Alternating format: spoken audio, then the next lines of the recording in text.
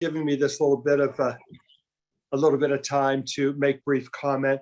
I too want to just thank everybody for coming out today. This is the public process and the discussion is very important. And I appreciate you, Mayor, and your team being willing to engage the public at large about this very important topic. And if I may, I would just sort of like to reiterate where we are right now. The City Council has a very rich tradition of allowing anyone who wishes to put legislation on the table for discussion to do so. And that's very much how this piece of legislation came to be. It was sent over to the council by the previous administration, and the council's role was really to review to Planning Commission for review and recommendation. Before we did that, though, I personally felt, and the other 8 members of council felt as well, that perhaps some of what was sent to us was not in keeping with the Oakland Steering Committee. And we wanted to make those adjustments before sending it over. We did make those adjustments. We did send it to Planning Commission, and that's where we are. And we are no further than that. And if anyone wishes to espouse that more has been done than that, they're disseminating misinformation. That right now it's in the hands of the Planning Commission. They have their work to do. When it comes back to council, we'll have our work to do. But right now it really is about gaining and garnering input from the public as to their thoughts about it. And I so very appreciate your willingness to bolster that and to encourage as many people as possible to come out and enlighten us all, including Planning Commission and the council, for when it's our turn to take the role. So with that, Mayor, I appreciate your being here and your willingness to allow me to speak, and I'm excited to hear what people have to say. Councilman Kraus, thank you as always. I appreciate you. I'm gonna turn the meeting over to Cal. He's gonna start going over things, and then we'll begin after the presentation. We'll open it up and allow people to speak. One thing I do want to say is that I know that there's a lot of emotions behind this, but what I've always said to people is that we get further when we're just respectful of everybody, and let's just have a conversation that, you know, at the end of the day is pleasant and it's, you know, and it is good for us. So I'm asking everybody to just keep it pleasant. Let's have a real conversation and listen to what people have to say. And I also just want to end by just saying thank you. I appreciate it, Cal. Yeah. Thank you, Mayor. Just to echo the Mayor and Councilman's comments, thankful for everyone joining us here tonight. To continue this conversation, a couple pieces of sort of logistics or housekeeping as we move into the public comment portion. Please either use the raise hand feature or use the chat feature to send a note to the host, pardon me, and co-hosts so that we know that you have a question or would like to speak. Just kind of recapping what's happened over the last 30 days thus far. Members of the administration have had an opportunity to meet with both of the RCOs in Oakland, in OPDC and OBID. OPDC was the meeting that happened last week, and then there was subsequently a meeting with the OBID board. Just for tonight, do want to stress that the meeting is really about the zoning code and not a specific development. To that end, I think what we want to do is make sure that ultimately the zoning is in line with what has been heard from the community, which is why we want to hear from everyone here, so that ultimately the investment that happens in the neighborhoods helps to facilitate a vision that the neighborhood has laid forth for a more equitable community with increased housing and employment opportunities for everyone. Eventually then, the appropriate zoning will ensure that there are proper guide rails for development to ultimately happen in an equitable way. You hear more about the specifics from the planning staff and Director Dash when we turn it over to him. He'll provide you some context this evening before we get into public comment, both on the OPR-E that's before City Planning Commission, as Councilman Kraus said, as well as the Oakland Plan and where some differences and distinctions lie between those things. And then most of all, we really want to use this listening session tonight, as the mayor said, as the council member said, to hear from you. So with that, Andrew, I'll turn it over to you to give the presentation, and then we'll move into public comment. Thank you. Thanks, Kyle. Thanks, Councilman. Thanks, Mayor.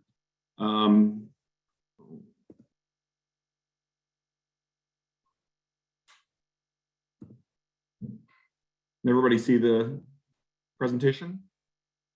All right. So, as Kyle had mentioned, the mayor's approach after entering office, has been to look for this delay to be able to hear from you.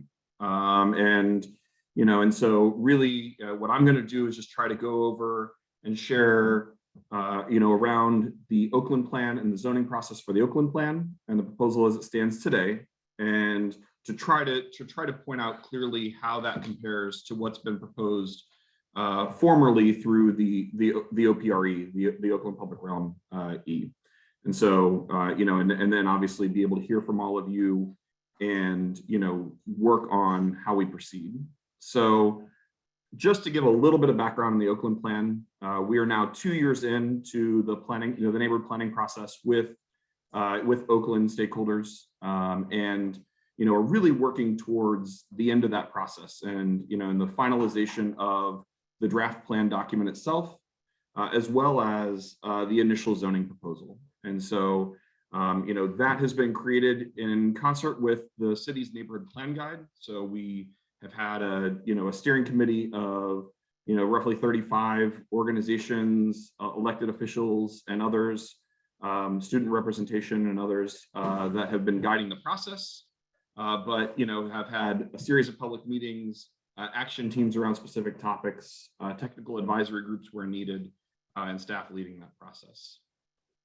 That engagement, just a brief summary, was online through most of 2020 and 2021 through the pandemic. So, did a series of online open houses, did monthly action teams for the better part of a year over 4 topics: community, development, mobility, and infrastructure. And then did a series of virtual workshops over 2 specific sites, and one being the Boulevard of the Allies, which will be a lot of the focus of tonight, and we'll see some of the results of that workshop in the presentation today, but then also around areas near the intersection of Forbes and Myron, looking at the Innovation District.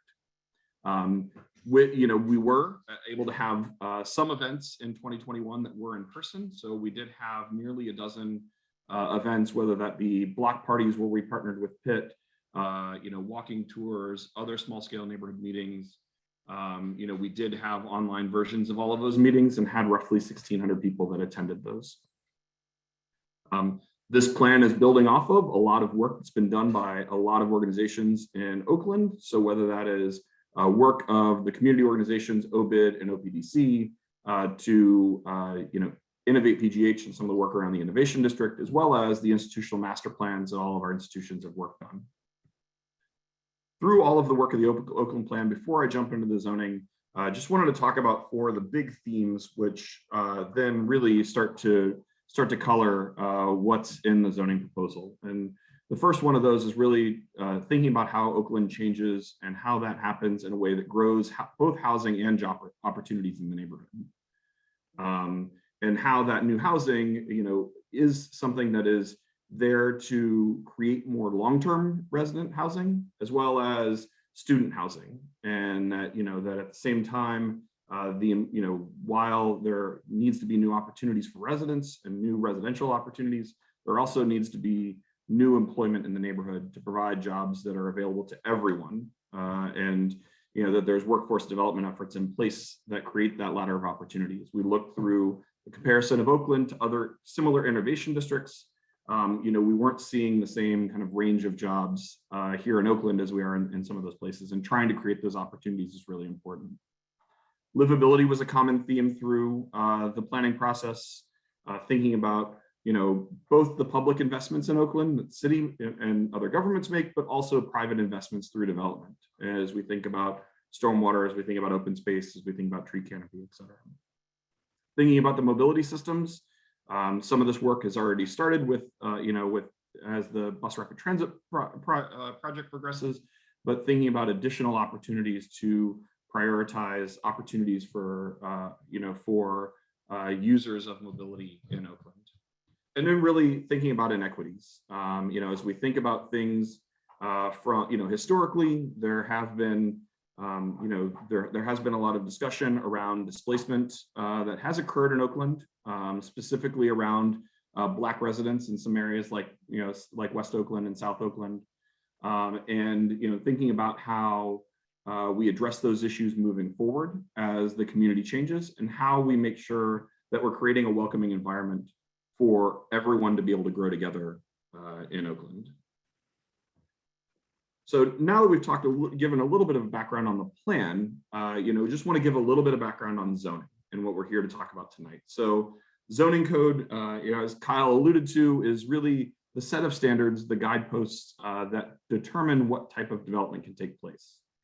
It doesn't make development happen, but it allows development to happen. It can be a tool to use the work that we've done in a planning process like the Oakland Plan, and use those community goals and reflect those in the zoning code that we develop. Obviously, there are a lot of state and federal laws around property rights, and so obviously we have to balance how we incorporate those goals into zoning code, but with the ability for people to be able to develop property. Some places where the city has recently updated zoning, are here on the screen. I won't go into too much detail on them, but we will talk a little bit more about inclusionary zoning and the performance point system. The performance point system being something that we incorporated in both the Uptown Public Realm District, which was a part of the work we did for the Eco-Innovation District plan in Uptown, and the riverfront zoning, where we rezone the 35 miles of riverfronts. So the performance point system, in more detail, is our community benefits that are put into the code that allow developers or applicants to get more height in a district. And so, the intention is that, if we allow for more height, then hopefully we're allowing opportunities for more community benefits to happen. And so the more that a development pursues those community benefits that are in the performance points, the more height that they'd be able to receive. The intention is to try to make this a predictable process, and that's why talking about putting that into code, but making sure that there's a range of options, that each development may have different community benefits that might fit their project best, and trying to be able to balance that to make projects work. And again, some of these things that we'll talk about that relate to tonight are the opportunities to create affordable housing, thinking about the energy use of our buildings, thinking about stormwater, public art, thinking about ways that we treat parking, in that, if parking is needed, that we're thinking about ways to, that it is more in line with community goals, or that it's things that can be taken offline in the future and turned into other uses, and the opportunities to build close to the transit infrastructure that we have here in Oakland. Next topic just to cover is inclusionary zoning. This exists across the country. In Pittsburgh, mandatory inclusionary zoning exists in Lawrenceville, and we're working through and taking to City Council inclusionary zoning for Bloomfield and Polish Hill. What that means is that, for new market rate developments of 20 units or more, that at least 10% of those units are affordable to people that are making 50% or below of our area median income if they're renters. So as it shows on the slide, that would be someone who makes an individual who makes just under $30,000 a year would be eligible for one of those rental units, or ownership opportunities for people who make less than 80% of our area median income. And so what it is requiring a portion of those units to be affordable. But again, with that still means that most of that development is a market rate development. So it's just one tool in the toolbox to try to create more affordable housing here in the city of Pittsburgh. So now that we've covered some of the topics, to dig a little bit more into Oakland. And so, the map that's on the screen shows, it shows all of the zoning for the entirety of Oakland. What we will talk about through future maps are, focused a little bit more on the area that is covered by the proposed OPR-E. And so when we look at that, there are a number of different zoning classifications that are here today. R1A is our single family attached residential, R3 is 3-family, RM is multifamily, OPR is the Oakland Public Realm, which allows a variety of uses. So you see there's a hodgepodge of existing classifications that are here, in both, in the discussions through the Oakland Plan, as well as the intention of, I believe, the OPR-E were to try to clear that hodgepodge up a little bit. What was proposed in the OPR-E, we're covering 3 areas, and so I'm going to refer to those by streets moving forward, just to try to make it easier. And so Subdistrict A is really around McKee Place. Subdistrict B is really around Halcott Street. Subdistrict C is really around the Boulevard of the Allies. And so there are 3 different districts that were proposed with the OPR-E, which will try to make comparisons to the to where the Oakland Plan zoning is today. And so just overlaying, you can see with the red outline, that area does cover what 4 separate zoning districts presently, with a variety of different uses. And so, like I said, we will look at that and try to think about that as we move forward. The Oakland Plan, a lot of the discussion there was creating 3 new zones. One for employment, you see that mostly on the 5th and Forbes corridor, but that moves down to Louisa Street, where really it's around and really thinking about bonuses or community benefits, but they were really around workforce development and providing opportunities for people to be able to climb up the career ladder in Oakland through new workforce opportunities.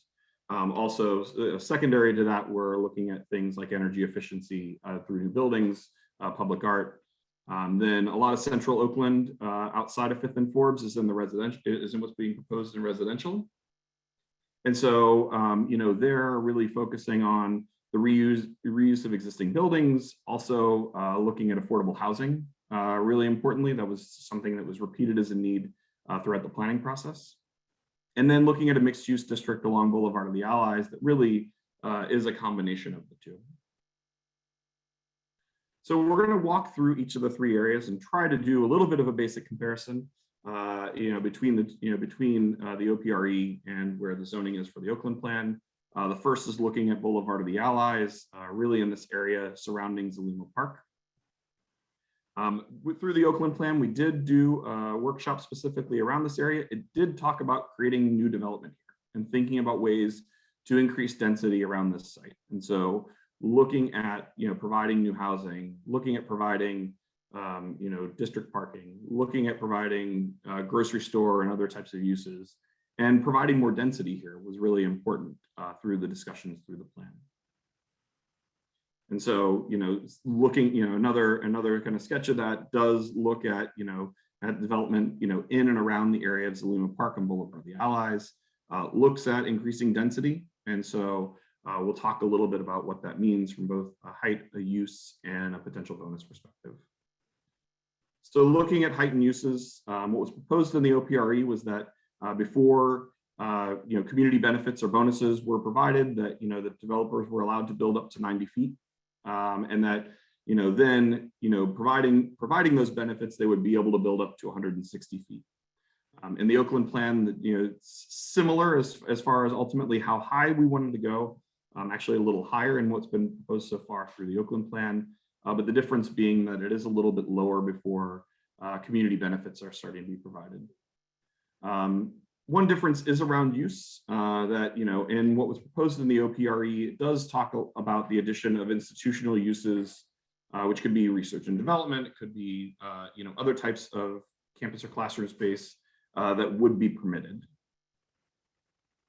Looking at the bonuses, there are differences here as well. And so, what you'll see is that in that moving from 90 to 160 feet in the OPR-E proposal, there are a number of ways that you can get there, including development of a compost station, walk to work housing, providing, creating green buildings under LEED certification, provision of a grocery or a hotel, or residential buildings. The Oakland Plan zoning, those community benefits are a little bit more, they're a little bit more tightly defined in that, they're really focused on affordable housing and workforce development. With some other benefits that could be pursued: stormwater, building reuse, public art, and energy consumption and generation. So moving from Boulevard of the Allies to McKee Place, this is the area that we're looking at right now. What you'll see from a height perspective is that the discussion in the Oakland Plan is to have the height be a little bit lower, both at the level before you'd have to start providing bonuses or community benefit, as well as the ultimate height, although they are pretty similar again from a maximum height standpoint. There are some differences around here use as well.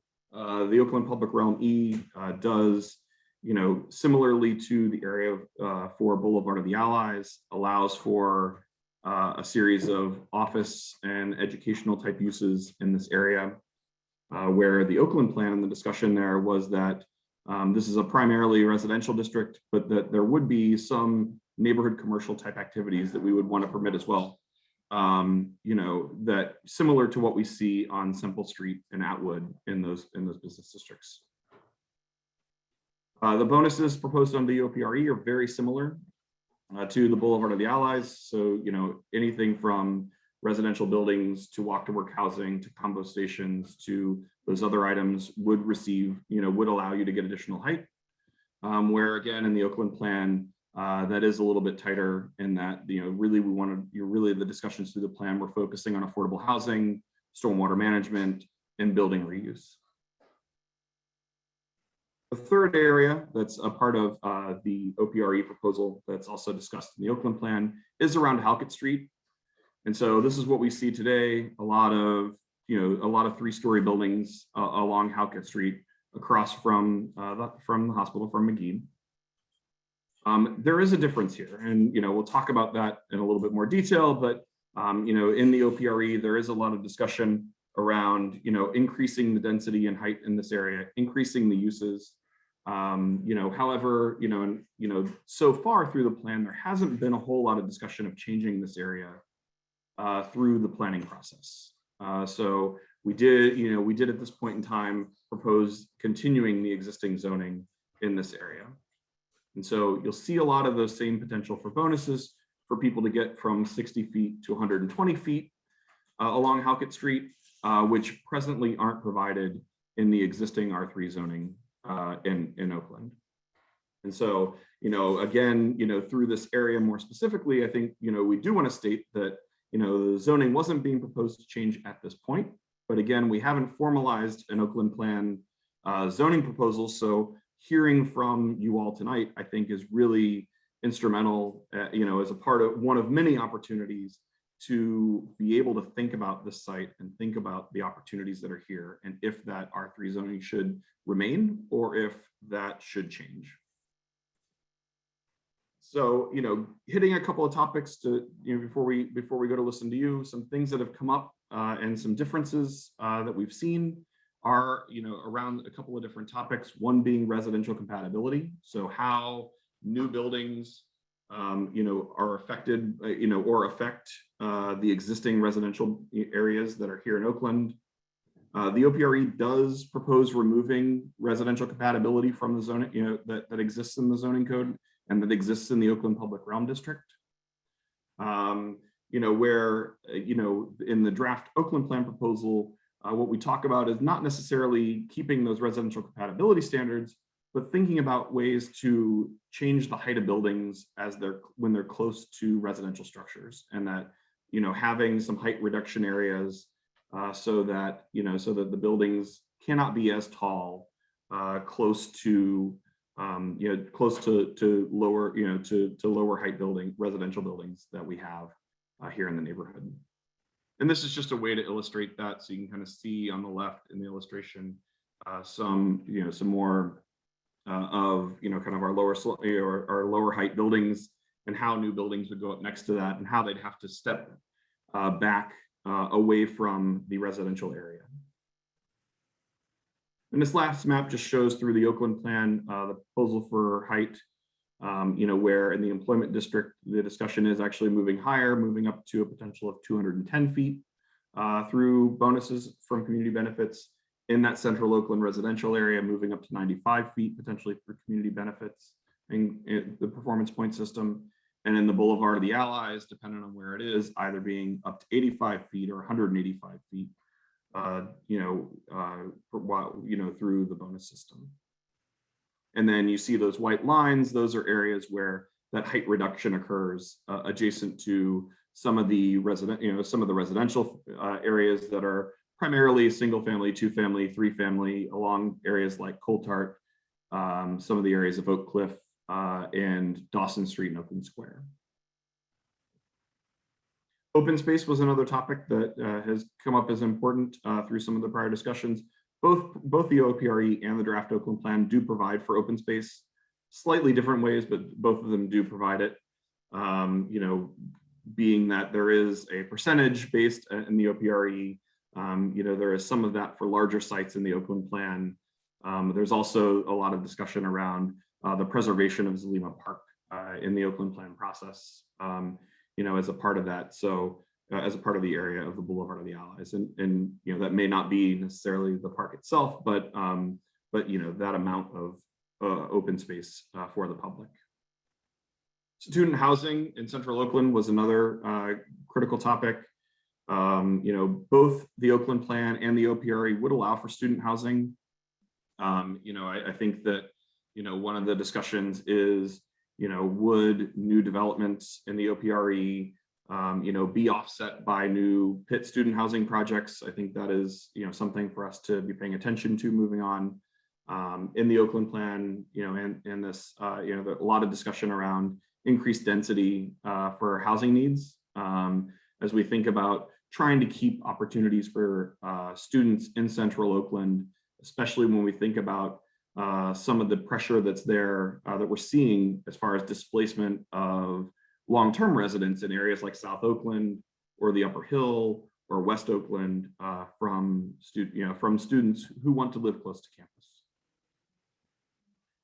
Some things that are still out there that need to be resolved, no matter what approach we take, but I think especially relative to the OPR-E is defining affordable units and making sure that they're using household income in conformance with our inclusionary zoning.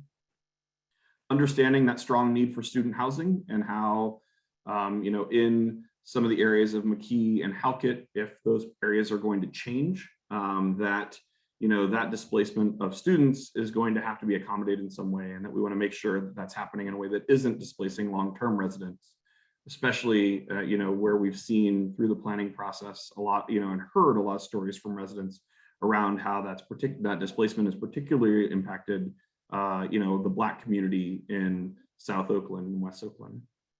Understanding that there's a strong partnership for the Boulevard of the Allies and Zulema Street, especially where there's the city park that's there, and being able to work together on development. And then understanding that the differences between the OPR-E proposal and the Oakland Plan proposal are biggest or largest in the Halcott Street area. And, I think that, one of the things that, the city and city planning understand is that there is going to need to be more public comment from you all that comes along as we release the plan and the zoning code amendments and finalize them, to understand if the community sees a change being desired here and they see that being consistent with the plan. So with that, hopefully, that gives everyone a pretty solid basis of, what zoning is and what these proposals are. And really, like the mayor said, really want to be able to hear from you now. So now's the time for public comments. So, as was noted before, please use the raise hand function to be called on. If you're on by phone, you can press *9 and to wait to be called on. We want to hear your relationship to Oakland, and so please tell us your name and your relationship to the neighborhood. If you live here, if you work here, if you study here, if you're just a visitor here. And we want to try to limit comments to about 3 minutes so we can try to hear from as many people as possible. If in those 3 minutes you can't tell us everything that you want to tell us, or if we weren't able to call on you, we have other ways to listen to you. We want to be able to hear what you say, and we want to be able to take that into account. So on Engage PGH, the website is here. It's engage.pittsburghpa.gov/OPR-E. You can also provide your comments there. So with that, thank you very much. I will stop sharing and we will start the public comment portion.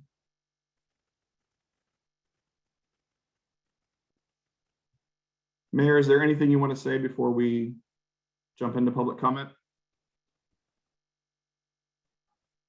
I just want to thank you. I thought it was a great presentation. We'll sit back and let the residents speak, and we'll go from there. Okay. Right, then I'll ask staff who we have lined up to speak first. First speaker is Elena Zaitsev. Thank you. I'm Elena Zaitsev. I've lived on Ophelia Street in the Oak Cliff neighborhood of South Oakland for 42 years. Presently, I'm vice president of the Oak Cliff Community Organization, and I'm also on the steering committee of the Oakland Plan. I'm also chair of Oak Watch, the code enforcement project in Oakland. Thank you so much for holding this meeting. There are several points I would like to make. First, this ordinance needs so many substantive changes that it should just be blocked. We know the boundaries of the sub-districts are poorly written. We know it wasn't written by city planning professionals. So who knows what other errors and legal surprises there are. It's not worth it's not even worth the close scrutiny that would be required. Secondly, the Oakland Crossings campaign with pretty pictures is irrelevant.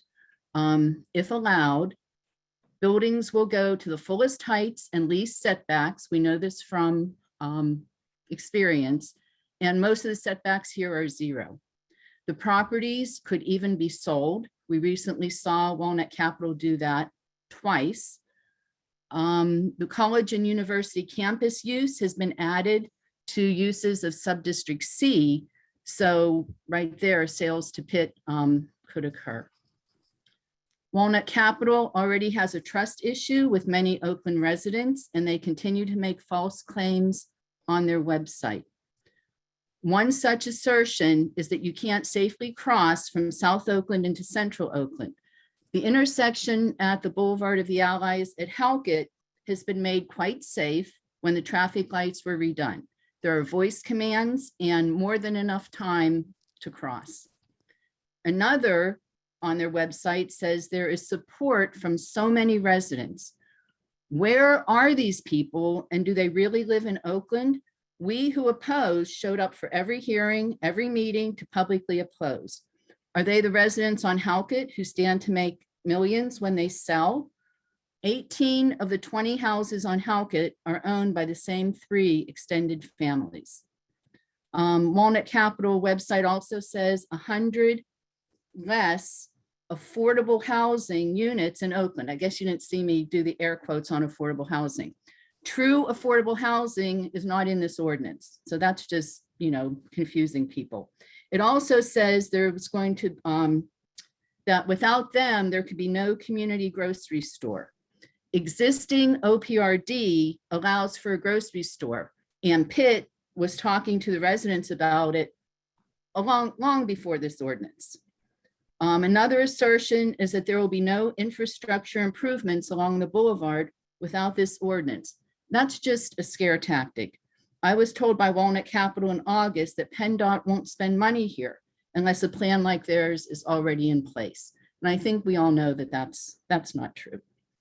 Comparison to the Oakland Plan that we just saw is a little premature because at this point, the Oakland Plan is still in draft form and hasn't gone through its public scrutiny.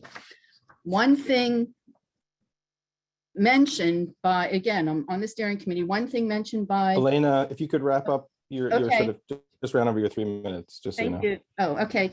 I just want to say I live in Oak Cliff, and the Oak Cliff neighborhood is going to lose OPR-D, many of its protections, residential compatibility. We're going to have skyscrapers on the Isley site right up against Niagara Street and the Niagara Square condos. So please see it for what it is, spot zoning written to benefit Walnut Capital at the expense of residents. Thank you again. Elena.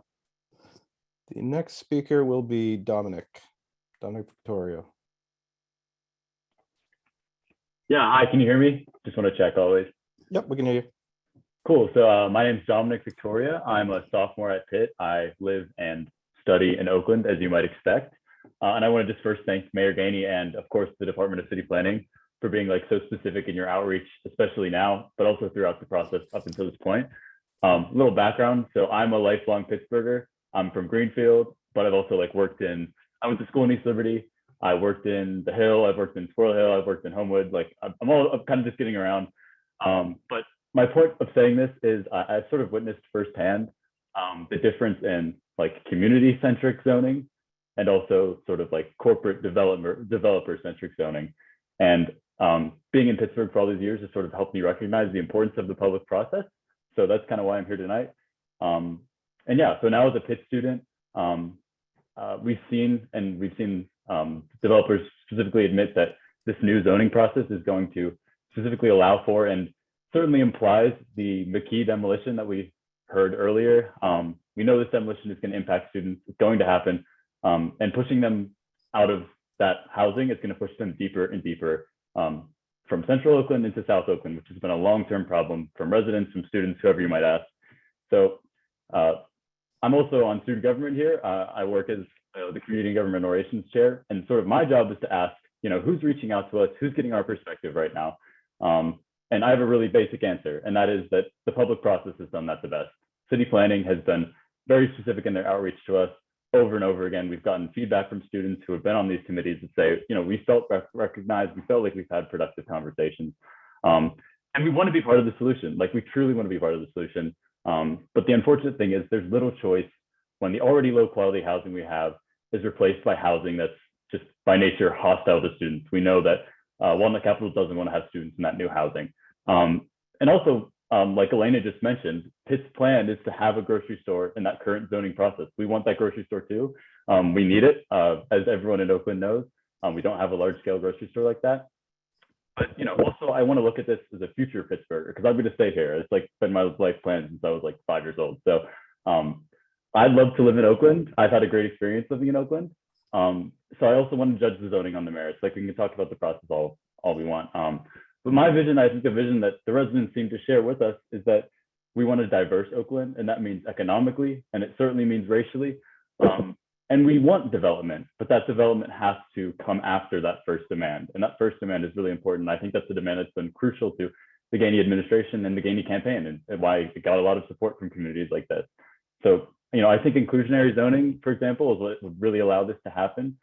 But this top-down development is only going to result in more displacement, like I said, pushing students deeper into South Oakland where they don't necessarily want to. And we can't just assume it's going to be offset infinitely by Pitt. We already lost a garden across from our dorm because they needed more student housing. Like there's not infinite land in Central Oakland. But yeah, I guess just to summarize, we want to let the process take its course. We want to take advantage of all the input that's already been gathered. The Oakland Plan zoning is built on lived experiences of a diverse array of long-term residents, of students, and of community partners. And the proposed OPR-E district is built on a proposal that's from a developer with a pretty huge financial stake in the future of Oakland. So yeah, sorry I went a little bit over, but I'm really in favor of the Oakland Plan process and the Oakland Plan zoning. So thanks for hearing me, and yeah, have a solid day. All right, thank you, Dominic. Next is the Halcott Group, and I'm going to unmute you. I know there's a lot of you in the room there. Could we get just one person speaking at a time? Yeah, so what we're going to do is just have one person from the group. Then we'll keep the rest of you in the queue, to make sure that we're able to call on some other folks as well. That's not fair. Excuse me. That is not fair. I came here tonight to speak. I am a homeowner on Halcott Street, and I don't want just one person representing my views. No, I'm sorry. What I was saying is just we're going to have one person now, and then we're going to call on other people. Then we'll come back. We'll come back to you to hear others. To hear others as well. Yeah. Because the same thing happened at the last meeting where we weren't allowed to speak. We were muted at the last meeting, and that's why we're here tonight. Okay, please make your comment. If one person can make a comment so we can hear you, that would be helpful. Can one person speak? Anyways, I'm Daniel Shadow. I'm a homeowner on Halcott Street. Among all these other people here that are homeowners on Halcott Street, we have never got the opportunity to speak. OPCD never informed us of any of these zoning meetings or anything like that, especially Wanda Wilson, the last meeting. We were muted, we weren't allowed to speak, stuff like that, was cherry picked. We need to be heard. It directly affects us. We are for the new zoning because it affects Oakland, the city of Pittsburgh. It's a progress in the right direction for the city. Someone else, go. So, can I go? Yeah. So my name is Jean Coyne, and I also went to the University of Pittsburgh. I lived here as a student. My father came to this country from, came here from Ireland in the 1930s, came to Halcott Street.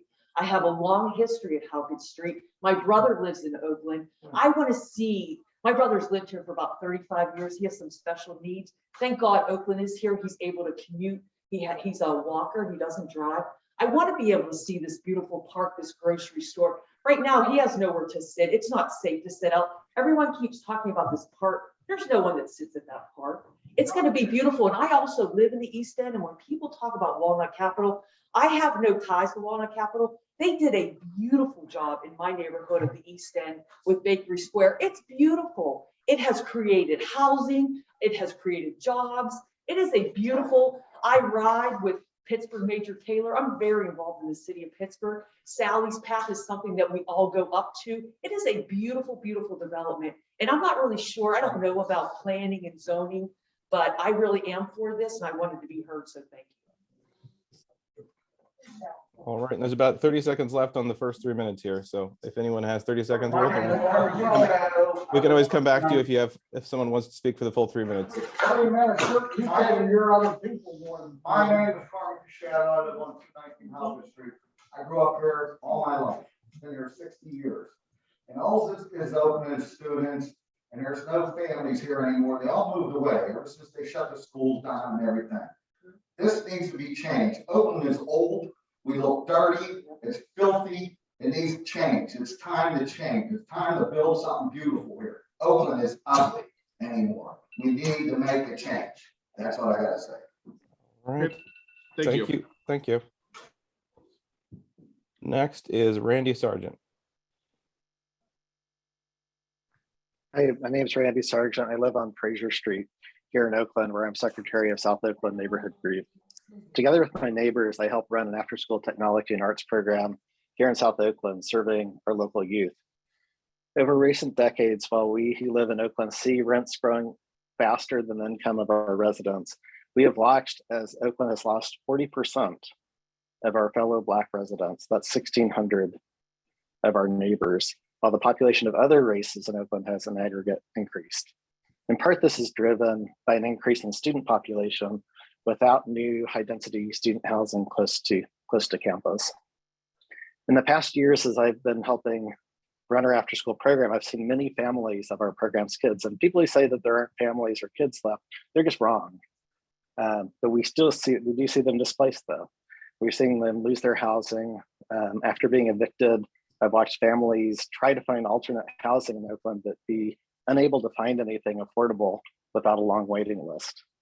I've seen kids and parents evicted on the street, separated from each other when they become homeless. It's difficult. As currently written, Walnut Capital's bid to change the zoning will, in my belief, result in tearing down many units of relatively low rent units to replace by luxury high-rise offices and luxury high-rise dwellings, displacing current residents, including students, as Dominic so correctly, I think, described, and kind of the follow-on from that, and bring in new and more wealthy residents instead. That's how this works, right? In the revision that Councilman Kraus described, some language was added to the support of affordable housing. But if you look at it closely, there are 6 loopholes, any one of which basically disable this affordable language, affordable housing language. So I know that I won't have like enough time in the 3 minutes to go through all the things, but I'm going to start and I'm going to see how far I get. But all 6 of these loopholes need to be fixed if this is really going to provide affordable housing. So the first is that, as written, it says a minimum of 10% of households in a structure must pay no more than 30% of their income But as it's written, this is effectively meaningless because, for example, households in Pittsburgh with income of 70K per year or higher are over 95% likely to find rents that are under 30% of their income. So they can find affordable rents. The people who can't find affordable rents are people with lower incomes. And you know that these units that are being built will be marketed to even higher incomes. So with no effort or subsidy, Walnut will have no trouble meeting this very minimal requirement that they find 10% of people who can afford the unit. In contrast, the inclusionary zoning of Pittsburgh, which was described earlier, Hey, is actually Randy, written to, yes, you just ran out of your 3 minutes there, so if you could wrap up, please. acknowledged. So we need income limits to make the income requirement actually meaningful. There's no duration. These things can just be affordable for 12 months. Inclusionary zoning provides legal mechanisms to enforce this over time, like deed restrictions. This doesn't include. There's no requirement for affordable housing for condos, unlike inclusionary zoning. After tearing down residences in zones B or C, there's no requirement to build new residences there. And finally, tenants only qualify for the affordability if they work for a specific employer, which cuts most of our residents out. I'm sorry to make that so fast. Thank you, Randy. Thank you. And just a reminder to everyone, there is the engage page. So if you do run out of time and you have more to say, please do use that. There's a way to provide a comment on there. Next up is Kelsey Leonard.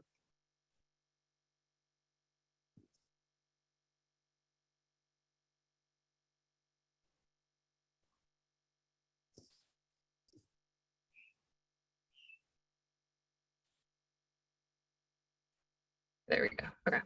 Hi, everyone. My name is Kelsey Leonard. I'm a resident of Greenfield, and I'm here to voice my support for the Oakland rezoning and to urge Mayor Gainey and the administration to support this plan. I support it because of the benefits of bringing more housing close to jobs, which will help to increase residents' social and economic mobility. As a resident of the city, since I moved here over a decade ago for college to attend the University of Pittsburgh in Oakland, Pittsburgh has become my adoptive home. Over the time I've been here, I've seen tremendous growth in the city in terms of economic opportunity in the forms of jobs, rebuilt neighborhoods, and overall growth. However, the growth of our region hasn't benefited everyone equally. As more job opportunities have come to the city, our region has really not kept up with building an adequate supply of new homes for people who want to be in the city. This is a very bad thing because it causes the most vulnerable residents to be displaced, often moving far away from jobs into the suburbs and possibly beyond. For our city to remain vibrant, we must restore the opportunity for residents to live and work in the city. The only way we can address this issue is by building more homes for our residents and lots of them. Building new housing has been proven to help keep housing and rent prices down, and building housing in areas of high economic mobility like Oakland would be a huge win for residents of modest means who want to live near world-class employment, education, culture, and amenities. So I strongly support the proposed zoning rules because building new homes in areas like Oakland is the best way we can ensure continued economic opportunity for all residents. Mayor Gainey, I urge you to support this plan, and I just want to say thank you again for allowing me to speak at this meeting. Thank you, Kelsey. Next up is Jeff and Kim Zygmunt.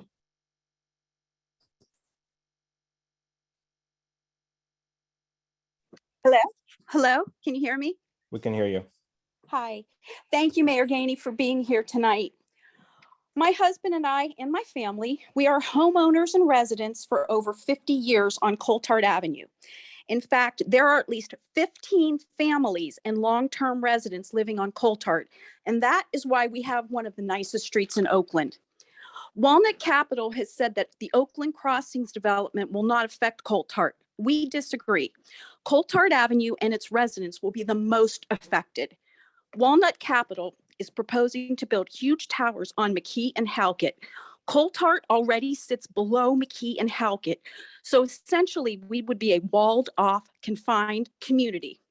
Allowing Walnut Capital to build to the property lines on McKee puts their buildings in my backyard. Will our hillside even support this construction? There's a big difference from the buildings on McKee being at 40 feet currently going to the proposed 100 to 160. This is 30 to 40 feet from my house in my backyard. The changes proposed in traffic patterns and street closures interfere with residents coming and going on a daily basis. 75% of us leave on Zulema from Coltart. This is not a short-term project. We will be subjected to living in the center of a construction zone for years. I know you have heard from Oakland residents who are in favor of this project, but please keep in mind that many of them are in the process of selling their homes to Walnut Capital. And I'm sure this makes a difference in their perspective on the project, knowing they won't have to live with these issues on a daily basis as the residents of Coltart will. Thank you so much. Thank you. Next up is Caleb Shook.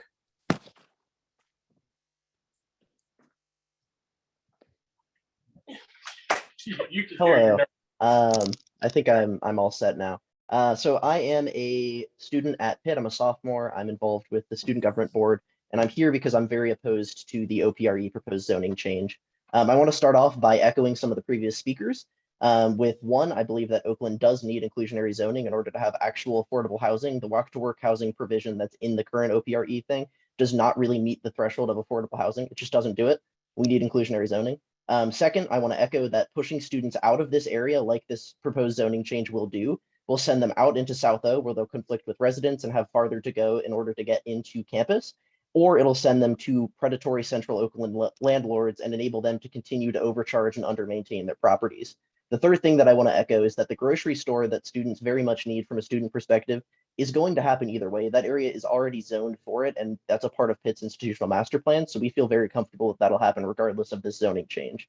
Now, I want to start off by saying that I oppose this because the development of this legislation has excluded the organizations that actually listen to students. At the start, it excludes OPDC, who has been very open to working with students. As part of my work with Student Government Board, we've met with them multiple times. We've worked with them. They're very open to listening to us, and we really appreciate that.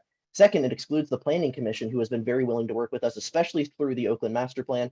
We've had Derek Dolphin has been in Oakland meeting with students a lot, and we really appreciate that. Planning Commission was at the block parties. They were there, they were present, they want to hear from us. They've set up meetings with individual students who live off campus in Oakland to make sure that our opinions are being heard. And that's something that we really value. And so to have all of those organizations excluded from this process means that the student voice is not being heard, and we're not okay with that.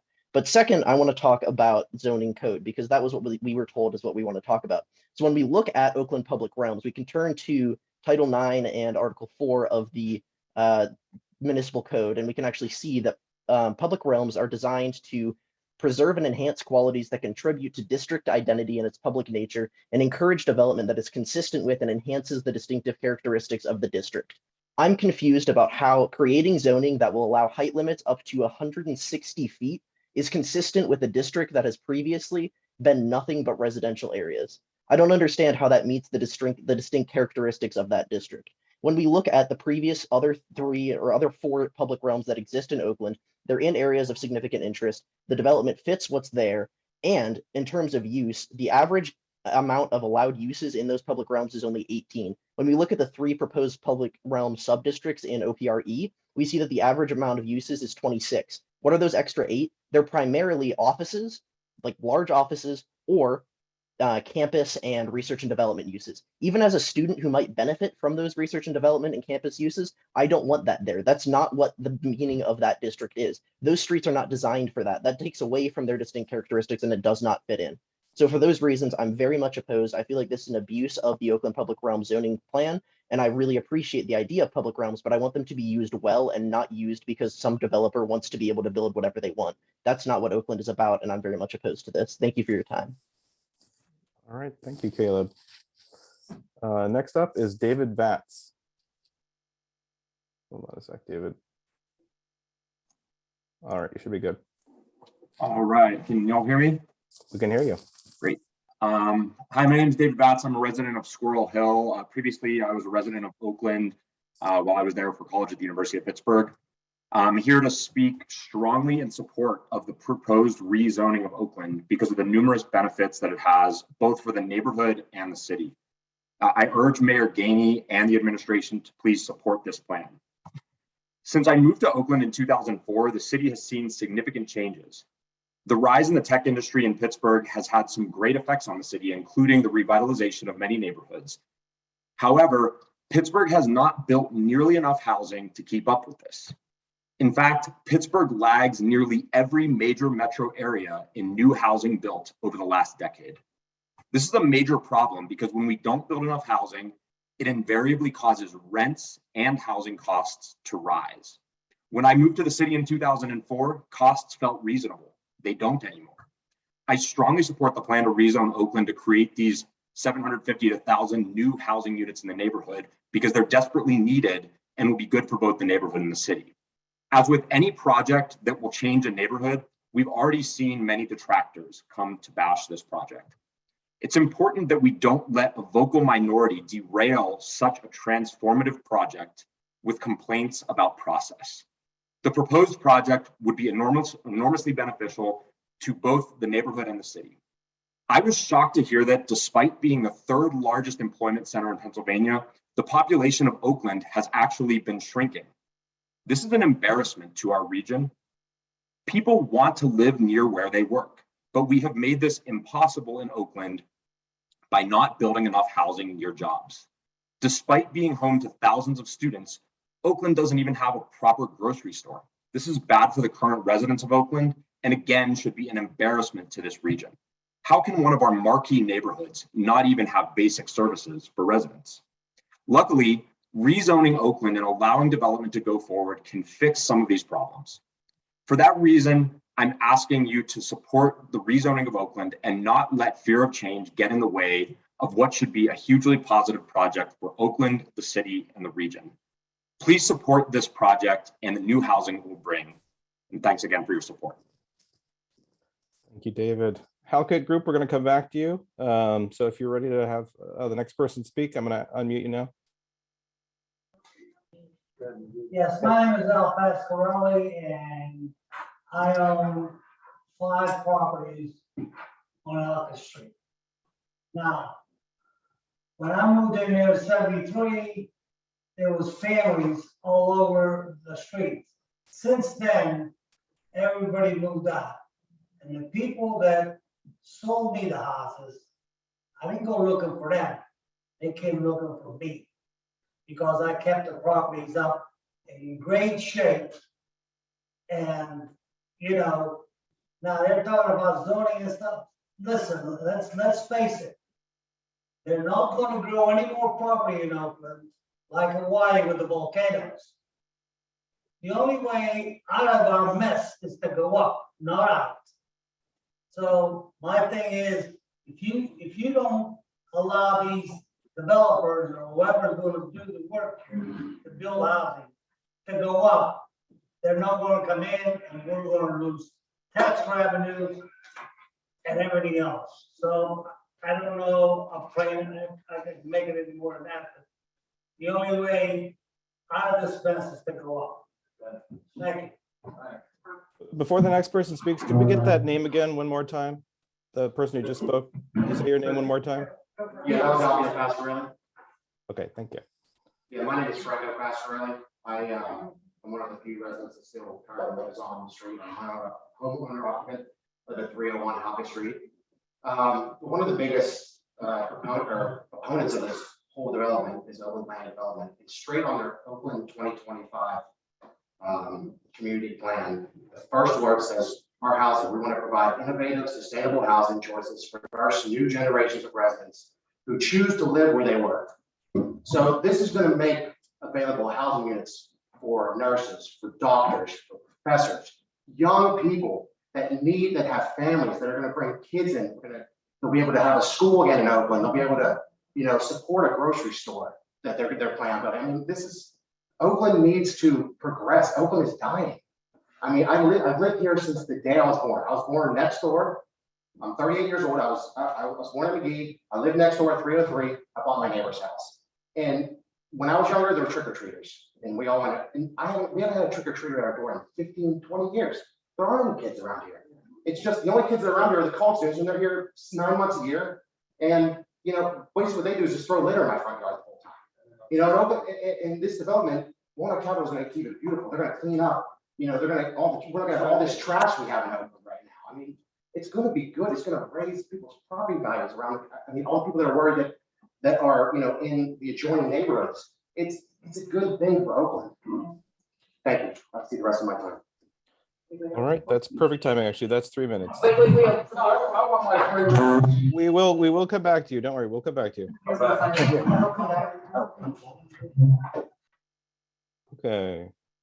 Next up is Divyanesh Kaushik. Thanks, Eric. So I guess just to give a brief context, this is my 5th year in Pittsburgh. I'm a PhD student at Carnegie Mellon. I've lived in Oakland. I've lived in Shadyside. Currently, I live in Squirrel Hill, and I've been involved with the Oakland Plan process. I sit on the steering committee. I do not speak for the steering committee here. I do not speak for CMU students in general here. Even though I'm the president of CMU's Graduate Student Assembly, I am only speaking for myself. We need density in Oakland. We cannot afford to, you know, have a housing shortage that we have right now. We're driving students away. We see it in all the housing surveys we run at CMU. Grad students are moving further and further away. They're moving to Greenfield. They're moving to Friendship. They're moving to Southside. They're moving farther away. It's putting a lot of pressure on transit. It's putting a lot of pressure. More people are driving to campus. That's very bad, even for the environment. So we need students to be living near campus. We need students to be living in Oakland, in Shadyside, and Squirrel Hill. Oakland needs that housing. Oakland needs that grocery store. And, you know, part of me says that we need an abundance agenda. We need a huge supply of housing so that prices of properties go down, so that prices of rents go down. We should not be thinking of property as a way to create wealth. It should not be that, in my personal opinion. We should be bringing down those prices so that anyone can afford it. And there was a point raised earlier that, you know, anyone making 75,000 would still be able to afford that rent. Whereas you look at a PhD student who's also got a kid, they're making a stipend of $36,000 a year if they're very lucky and an SCS at CMU. If they're in a humanities program, they're probably making like $18,000 a year. And if they have a kid, they can't afford to live in Oakland right now. We need that housing in Oakland. And I'm not saying this in support of the proposed zoning regulations by the Walnut Capital. I'm saying that we need to engage the community actively. I do not remember Walnut Capital engaging with students, honestly. I do not remember that. Oakland Plan has done that actively, not passively, not after the city council has voted on proposed regulations or, you know, amended proposed regulations. I know many of you on this call who both support and oppose. My personal view is whatever you do after this, just make sure that we're not leaving anybody behind. We're not leaving those students behind who do not show up to community meetings, because students are busy. They are taking courses. They're doing research. I'm still on campus. It's 7 p.m. I just got done with my last meeting of the day. Well, this is actually my last meeting of the day, and I have my thesis proposal tomorrow. So students are busy. They do not have time to show up to community meetings. Please take their views into active consideration. You know, and Oakland Plan is actually doing that. I see that I see students actively complaining to me that we don't have a grocery store in Oakland. Every time I go to students, what's your biggest need? We don't have a grocery store. Why are on-campus housing rents so high? Why are rents in general in Oakland so high? So many of grad students don't want to live in Oakland because there's no environment for grad students to live anymore. Because it's... To be honest, I do have to ask you to wrap up. Sorry. Absolutely. So please, you know, we definitely need that supply, but it needs to be done in the right way. And we should not leave those students behind when it comes to seeking their views. Thank you. Next up is Joan Dickerson.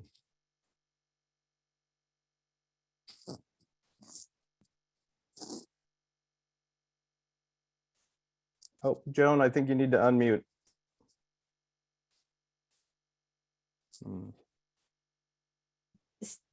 I do not support the OPR-E plan because it has not been well thought out. I live in Oakland, in Oak Cliff. I live near the Boulevard of the Allies. The Boulevard of the Allies is a major traffic area. Now, carting people over the boulevard with a bridge isn't going to fix it, because when they put these office buildings in, how many hundreds of cars are going to come out on the single entrance onto the Boulevard of the Allies from Isley's? You know, so you think you have a traffic problem now, and this is a major traffic area. And no one has looked at that traffic of bringing in more cars of a 160 height foot building. Because there's no back entrance, it's a cliff in back of them. They will come out on the Boulevard of the Allies. Fix Bates Street first. Figure out, think it out, please think it out. You know, this is just some pipe dream of wanting, say, some major park in the middle of a major highway, the Boulevard of the Allies. That's all. All right, thank you. Next up is Adam Butkus. Hi, everyone. How are you? Hello. Welcome. Can you hear me? We can hear you. Okay, good. This is going to be, you're going to remember this talk as being the shortest of the talks that we're giving tonight. And basically, I've lived in Oakland since 1991. And I've lived in North Oakland, and I really love the area. I love the engagement that we have in the area. And I also love the fact of living in Pittsburgh, because we do things, you know, according to a formula. And part of the formula, I want to thank Mayor Gainey for being part of this and getting involved in this, Your Honor. Thank you very much for doing this. I know this is extra work for you. But basically, we have a procedure where we do A, B, and C. And this A, B, and C procedure was totally bypassed, because I've been on this Oakland Planning Commission now for almost 2 years. And basically, we were overlooked by Walnut Capital. Now, I know Councilman Kraus is going to disagree with me here, and that's fine. We can play all the meetings in the world, and we can play the meeting where 90% of the Oakland residents were against, you know, this plan. Okay, but I really think we should do that. To show the other thing that I want to say, and I'm going to end with that, is we have not seen any drawings of what these new buildings are going to look like. We've heard 150 feet, 140 feet, 100 and whatever feet. We haven't really seen what the new things are going to look like. And I just want to say that I'm going to volunteer to draw those buildings, and I'll happily do that for free, so that you can see what the before and after is going to look like. And everyone's talking about, you know, this is not going to look really good. You know, and I personally think we have to take a look at it. So with that, I want to once again thank you, Your Honor, for the meeting, and thank you for everyone else. And onward and upward. I'm done. All right, thank you. Next up is Mark Aliniak. Hello. Hello, we can hear you. Hi, I'm Mark Aliniak. I'm a longtime resident of Oakland. I'm vice president of South Oakland Neighborhood Group. I went to Pitt in 1978, never left Oakland. I do want to thank Mayor Gay and everybody for having this opportunity. First, even though the Oakland plan as presented is not finalized yet, so some of the things that in this discussion are still premature as far as comparisons. Some of the bonuses are for things that are basically required by building code as opposed to zoning, you know, asking and giving bonuses for it. The claim that the Oakland population has fallen is not supported by census data. Randy was not able to do it, but at least some of the stuff that I was able to piece while I'm sitting here waiting. Oakland total has gained 1% population. South Oakland has gained 12%, but Black residents, they've actually lost, Oakland total has lost 3%, and South Oakland in particular has lost 9% of our Black residents. I can say that most of anyone's opposed to OPR-E is not against development. We want something fair and workable and in line with the community and maintaining the unique character of Oakland, which OPR is supposed to do. The claim is that this will consolidate zoning. It actually makes it even more hodgepodge and eliminates specific parkland. This OPR-E also removes existing OPR area like resident or protections like residential compatibility and gets the protections that OPR was designed for. The pretty pictures of Walnut Capital continues to parade are irrelevant. The code is the code. Walnut Capital had a story for the 5th and Halcott site about the dire need for research labs, then sold the building before actually even building it to Pitt, and have now pretty much committed to at least part of that building being classrooms. A bit of what I consider propaganda was set out today by Greg Perlman talking about what would be lost without this OPR-E. There's no truth that with this zoning that any of their quote unquote visions that people want will happen, and no guarantee that the things that are allowed, like a sewage treatment plant as general utility, won't happen. That is actually in the code as a permitted use. The term affordable housing, as used by Walnut Capital, is a mockery of the actual planned affordable housing and that inclusionary zoning will bring. The grocery store, for instance, was promised before the Oakland Plan, let alone with this OPR proposal. Development has been happening in Oakland for decades and will continue easily without this bad plan. Oakland is a highly desirable and vibrant area and should garner much more amenities for less bonuses than Uptown or other previously struggling areas. This plan should be rejected. Thank you.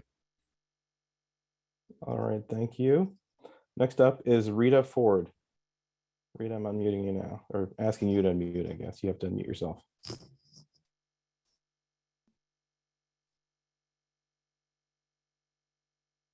Are you there, Rita?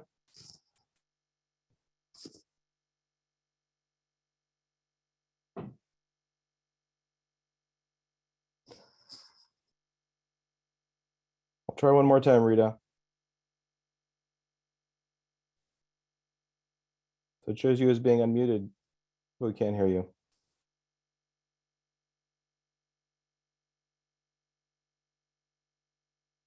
Okay, well, we'll come back to you or use the Engage site if the tech just isn't working for us tonight. I'm going to unmute some of the call-in numbers here. I'll just read the last 4 digits of your phone number.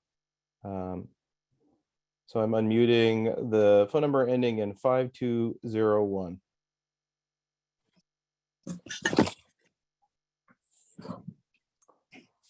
Video.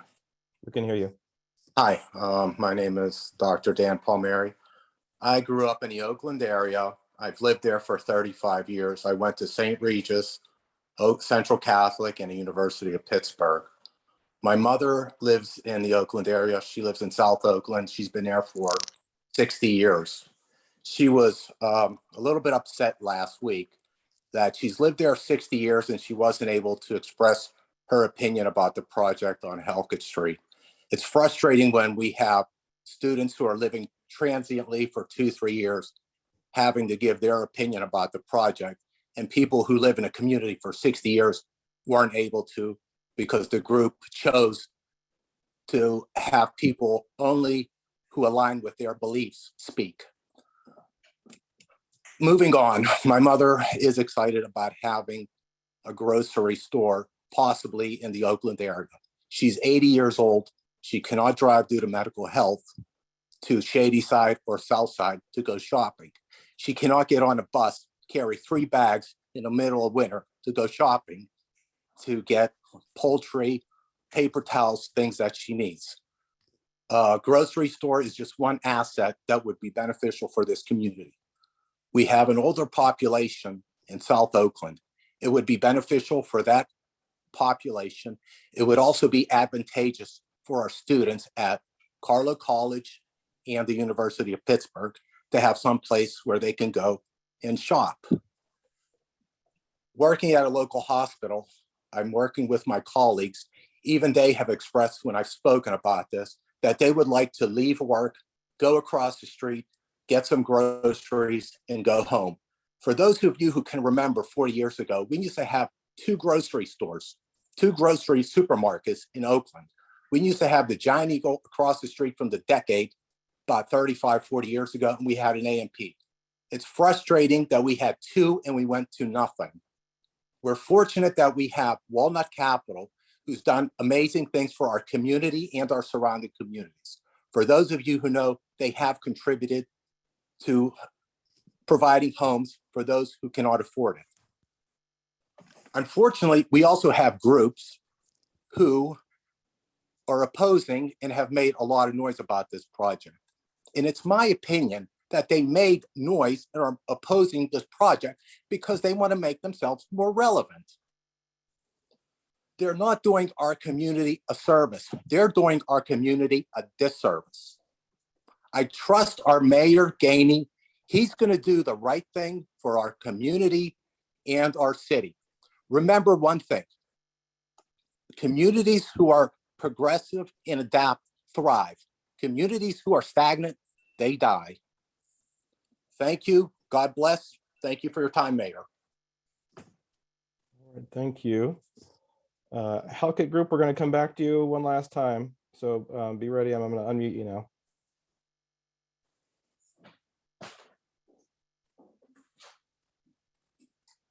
You should be able to unmute yourself now. Okay, sorry. Hi, my name is Nick Shadow. I've been raised and I lived on Halcott Street all my life. Okay, I owned Playhouse. I used to own Playhouse Exxon in Oakland. I owned it for 35 years. Okay, I'm real familiar with South Oakland.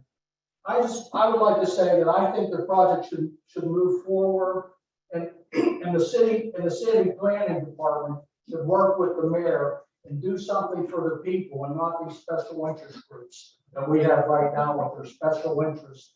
They want to have a hand in everything, okay? Anyways, to move on, this project, I've talked to students, and the students I know, and I could give you 100 of them tonight if you want. They want this project to go through. If you look at South Oakland right now, it's stagnant. South Oakland's been stagnant for years, okay? Nothing has happened.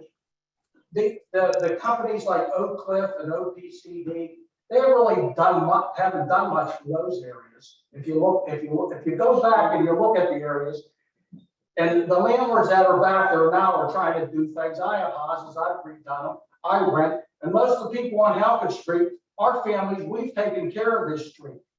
We've taken care of and made sure that this street stayed a nice street. Okay, but Oakland needs to move on. Okay, also Oakland needs to move on, and we need to develop all these stagnant areas here and move forward. Okay, I'd like to thank the mayor for listening to me, and again, I'd like to move the project should be moving forward. Thank you. All right, there's still a minute on the clock. Does anyone else in the room want to comment?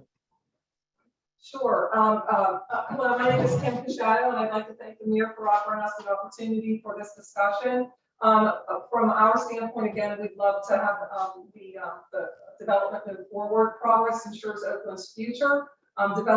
Development of this nature is beneficial. It's unique. It allows Oakland to be competitive, and it represents, in order for it to represent a successful region in future. Yeah. So thank you. All right, 40 more seconds. If anyone in the room wants to say anything in the last 40 seconds, you've got time. Can I just add one more point? I think I'm concerned about the number of students that are speaking. I think I had actually put together a letter to the mayor, and I'm not sure that Oakland's ever been 100% occupied by students. So I think we need to move away from the availability of where students would reside if there's displacement from Halcott Street, Coulthard, or Halcott Place. I appreciate that. Thank you. Also, I don't know if this was said, but OPCD never notified the neighbors on these two streets. We were never notified of anything to go onto these Zoom calls or anything like that. They haven't informed us or anybody that lives on these. They haven't included us on all these streets. And I can speak for the landlords on Coulthard Street and the people who live there. All right. Thank you. Thank you. So that's the end of the 3 minutes. Thank you. Thank you. Next is going to be Melissa Ruggiero. My apologies for probably butchering your name.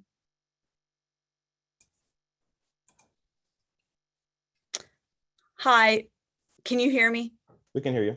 Hi, my name is Melissa Ruggiero. I own property on McKee Place. I rent a house to Pitt students.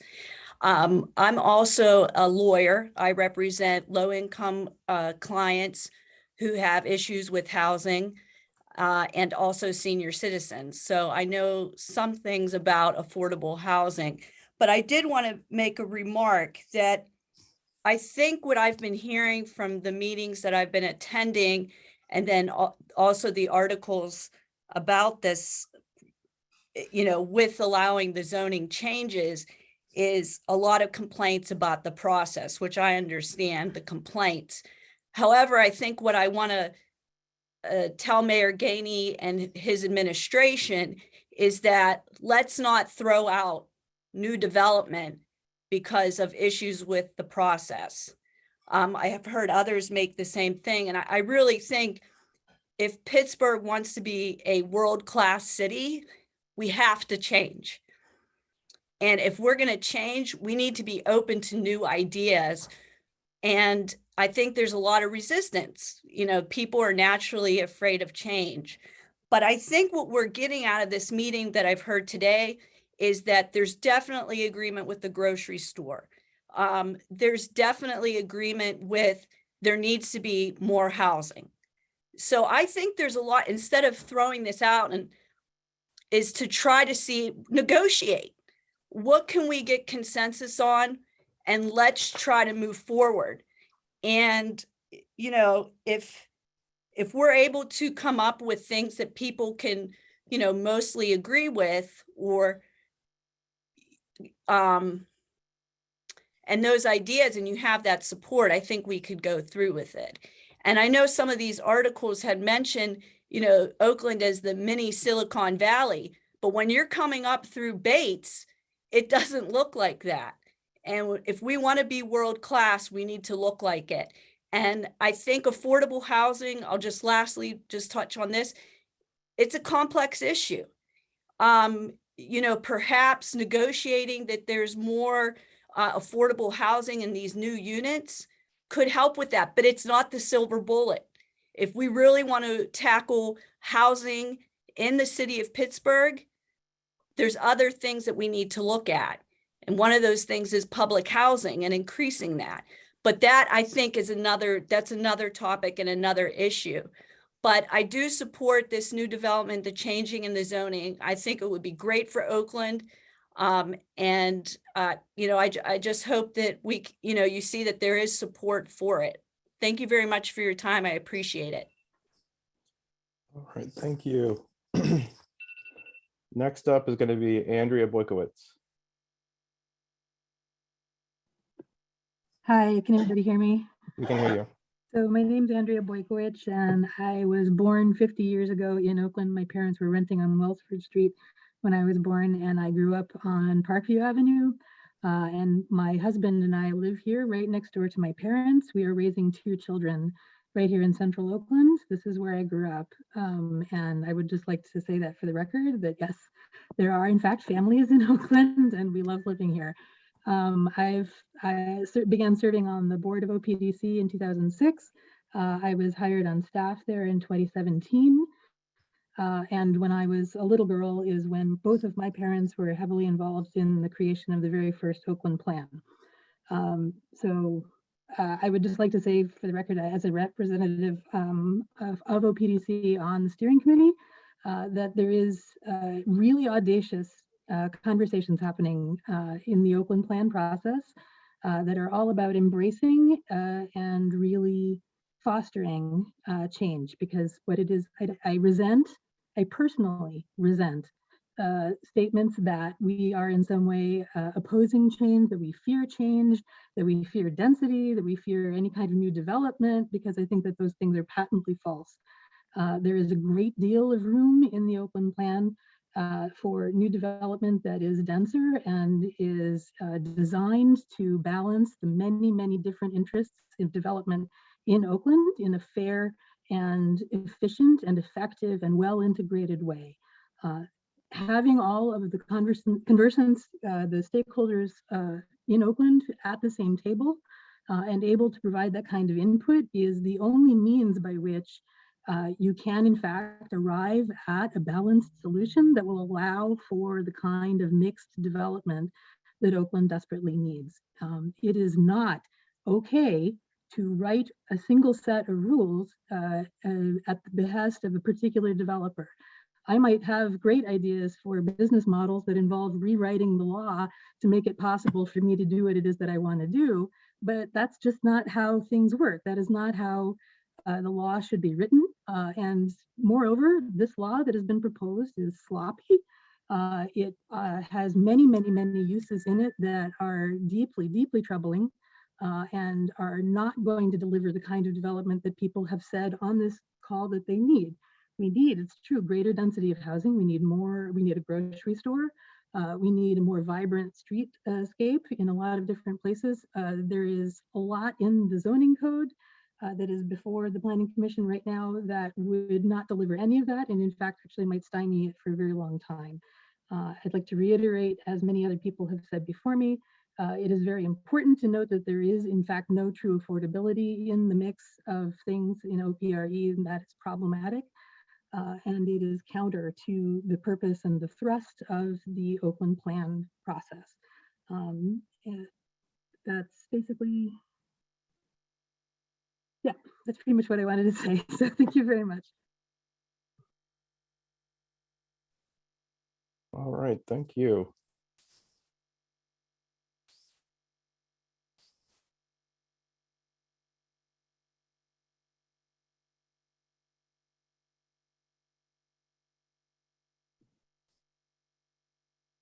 So do we have time? I think we're gonna take one more and then close out.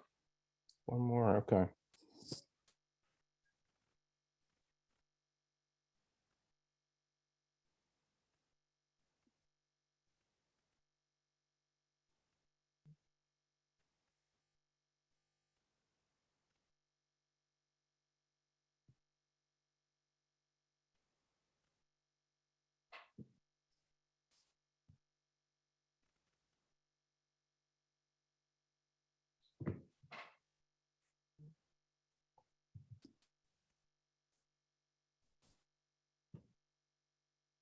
All right. So I'm sorry, I'm having a little technical difficulties with my computer. No, it's okay. What we can do is maybe, just looking at the time, we're at 7:28. I don't know if if Mayor Gainey, if there are any final words that we want to say. I mean, obviously, thank everyone for for your words, for your sentiment. We're sorry we didn't get to everyone yet. Obviously, we want you to be able to tell us your thoughts, your feelings, your opinions, and so we will make sure that if you weren't able to be given the time to speak here, that we will be listening to the Engage Pittsburgh page, the Engage PGH page. And so, just put in the chat is the link to that site. And so, with that, Mayor, anything that we missed or anything you want to make sure that you say as final thoughts? Andrew, first, I just want to say thank you. I think you and your team did an incredible job. And I want to thank everybody who came on tonight. This was very important. Like I said before, we want to listen to everybody. Our team will huddle up and begin to talk about things that we see based on the meetings that we had. I just want to say thank you to everybody. Appreciate you. And ask everybody to have a good evening.